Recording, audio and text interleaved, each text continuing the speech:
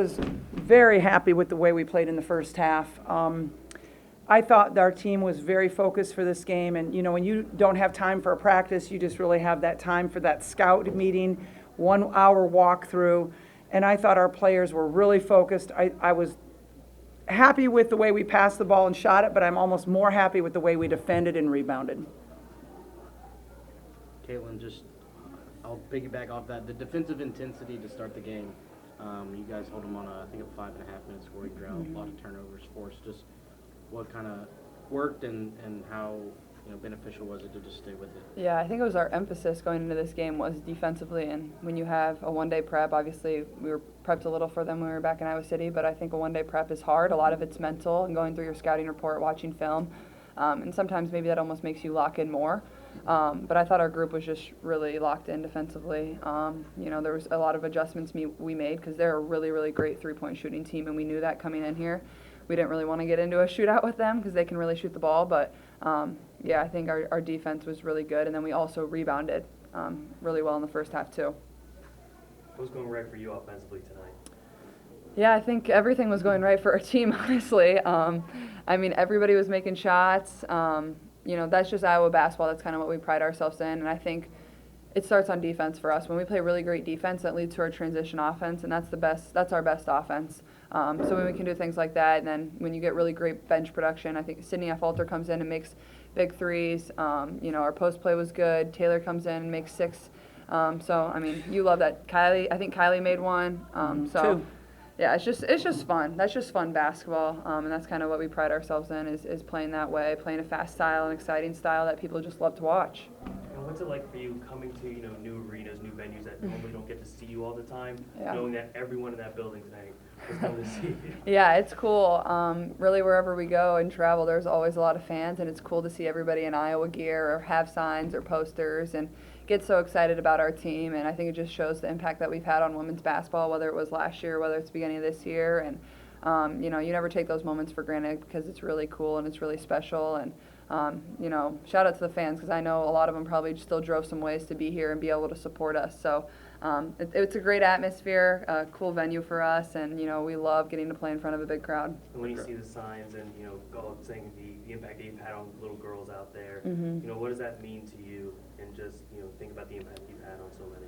Yeah, I feel like I'm only 21 years old. It's sometimes hard for myself to wrap my head around as you just try to soak it in as much as you can, but also you're still playing the game and trying to be as focused as possible. So finding a balance of both, but it's not anything any of us take for granted. This is really cool and this is really special, and it's not like that everywhere else. I'm covering North Carolina at this tournament, and I remember I read something where you were a big Harrison Barnes fan in elementary school, yeah. and that led you to Harrison become Barnes. a Carolina fan and put Yeah. Carolina stuff in your room and Carolina. Yeah. Could you please tell that story?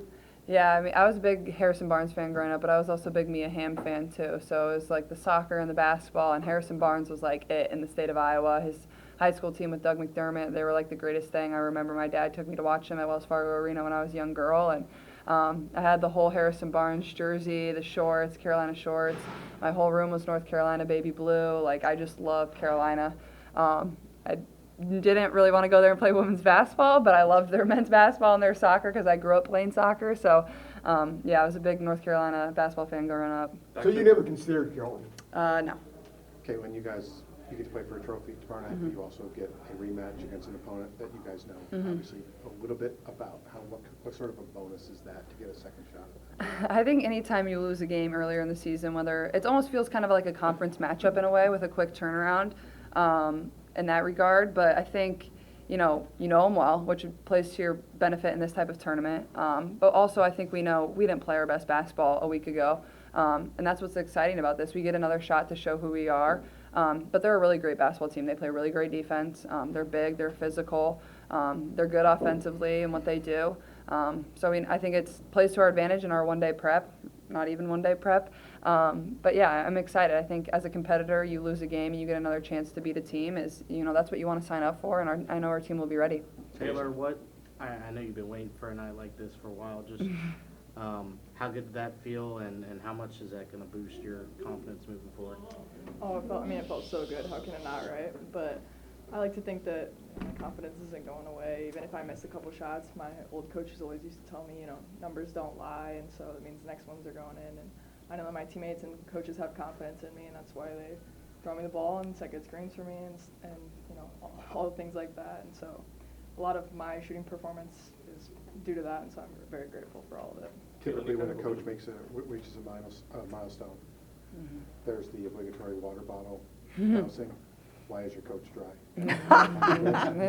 She got to keep her pretty hair like that. But no, we did a little sign thing they had us do instead. It was awesome. It was awesome. Job's not finished. Maybe we'll give her a little water There's a spray. pool at the hotel. Yeah, we'll throw her in the pool. We'll take her to the beach and just throw her in the ocean late at night. Is there any more clarity on Hannah's status right now?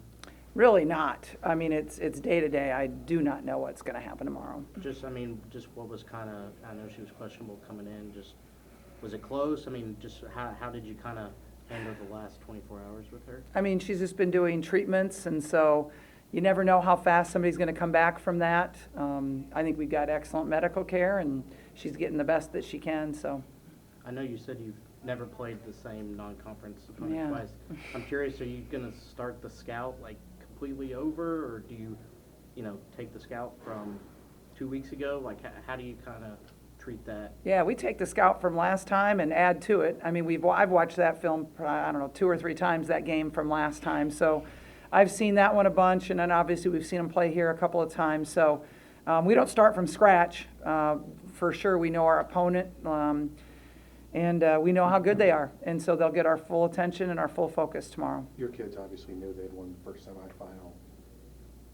Clearly, there was no look ahead. There was no Right. looking past this one. How nice was that to see?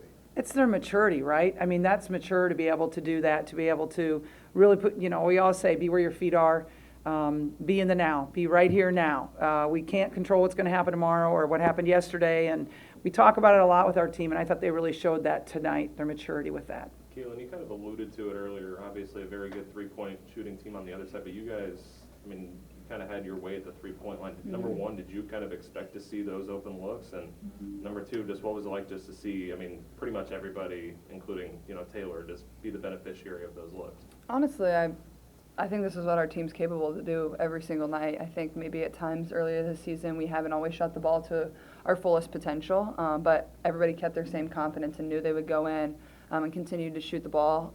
But yeah, I think we just got good looks. I mean, I think it was because we ran our offense and ran our transition. I mean, their defense was still pretty solid, but we just ran what we always run and got good looks, got in and out threes, got transition threes, set really good screens.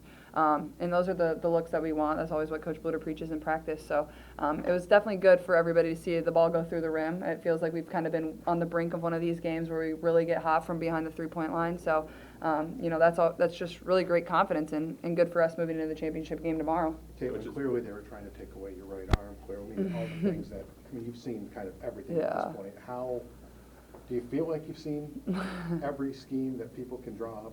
Yeah, I think for the most part we've seen about just everything, and Coach Bluter has us prepped and ready to go for box and 1, triangle and 2, zone, player, denial, like whatever it might be. You never know what a team might throw at you, and I've had people take away my right, but I've had people take away my left for my step back. So every team kind of just picks and chooses what they're going to do, and I think it's just getting into the game and kind of reading and understanding that, and finding what ways I can best exploit that to set up my teammates, but also help myself be successful too. Do you take it as a badge of honor? Yeah, it's pretty fun. You kind of get to dissect, and it's almost like a fun game out there.